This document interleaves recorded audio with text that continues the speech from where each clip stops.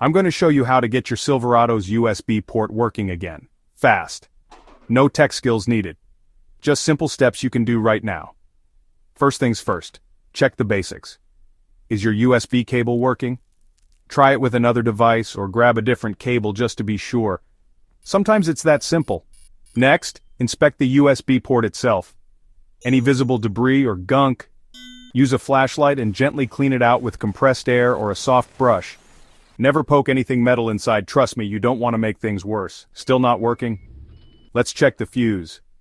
Your Silverado has a fuse box, usually under the dash or hood. Find your owner's manual, look for the USB or accessory fuse and see if it's blown. Swapping in a new fuse is cheap and easy. Another tip, some Silverados have more than one USB port. Test each port.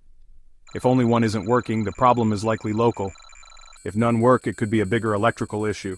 Finally, if you've tried all this and your USB port is still dead, it's time to see a pro. Your dealership or trusted mechanic can run a deeper diagnostic. And that's it.